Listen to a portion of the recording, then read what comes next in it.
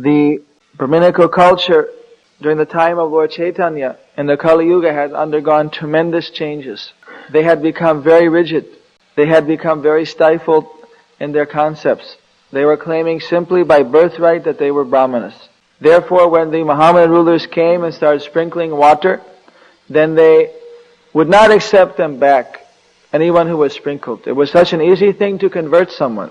If you simply took some water, drank in it, or drank from it, or spit in it, if you were a Mohammedan, and sprinkled it on somebody, he was considered to be contaminated. If he went to the Brahmana and said, "What is the cure?" He said, "There is a cure. You take lead and you boil it and drink it. Then you will be absolved of your sin." So this was a very wonderful cure which very few people were eager to accept very readily, although some did even. So most of the people, the lower class people, they saw that these Brahmins are so envious of us, and they're not accepting us back. On top of it, the Mohammedan rulers, they're offering us such nice facilities. So, alright, let us stay Mohammedan. Lord Chaitanya Mahaprabhu, he came in such a time when there was a lot of stringent caste considerations amongst the Brahmins.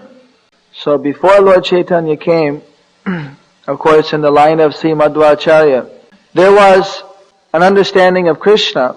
Of course, Krishna, Udupi temple in South India, established by Madhvacharya. Madhvacharya was a worshipper of Krishna. And he translated the Bhagavatam and gave his commentary, or he gave his commentary in Sanskrit. The followers of Madhvacharya, however, up until about 550, 600 years, had not entered into the actual understanding or the active propagation of what is Krishna's relationship with Srimati Radharani. That was first revealed by Madhavendra Puri. Madhavendra Puri, Sripad Madhavendra Puri, he came as a forerunner to Lord Chaitanya Mahaprabhu and introduced by his own realization and by the scriptural evidence the worship of Radha Krishna.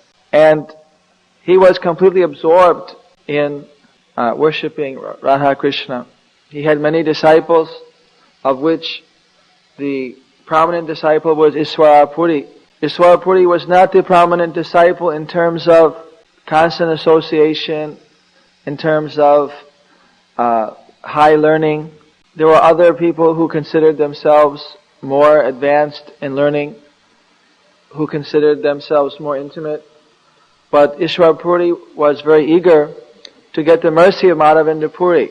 So Madhavendra Puri, in his, he would every day go and have his nature call at a particular place. And Ishvara Puri would go to that place after he's finished and cleaned it up personally with his own hands. And of course, Madhavendra Puri's stool smelled just like roses. They were completely pure because of the purity of Madhavendra Puri. But other people were not eager for such a service. They were happy enough to prepare the prasad or to do the other things.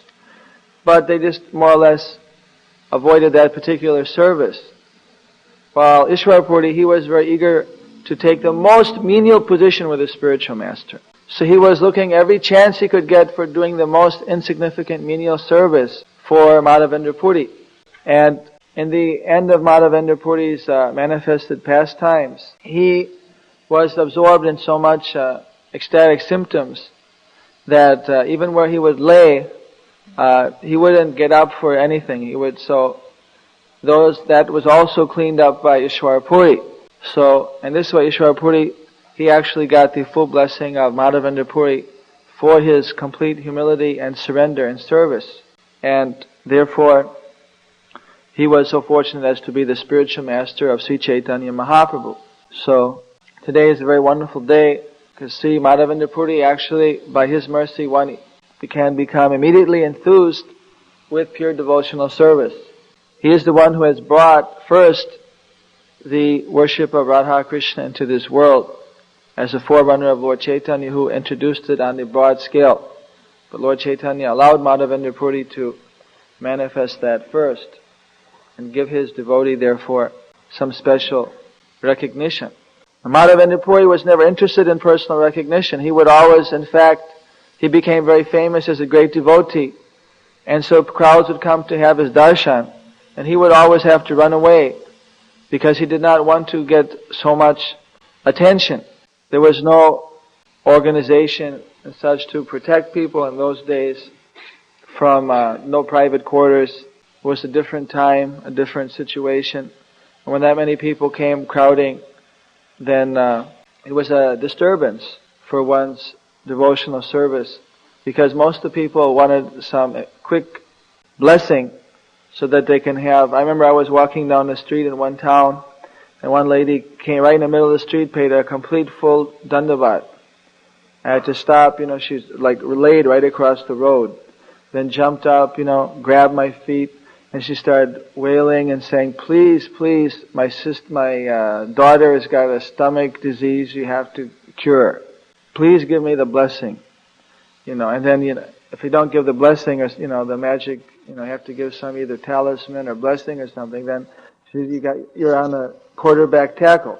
So you can understand that there are all kinds of people. As soon as someone in India is advertised as being a sadhu, then all kinds of people come to get blessings. 90% plus are for blessings which have nothing to do with spiritual life. So it becomes a great disturbance in many ways for the act of preaching. So Madhavendra Puri, he would avoid the big crowds. He wasn't interested in recognition and cheap fame. But if someone was sincerely serious about spiritual life, then he would impart it to him and engage him in Krishna's service.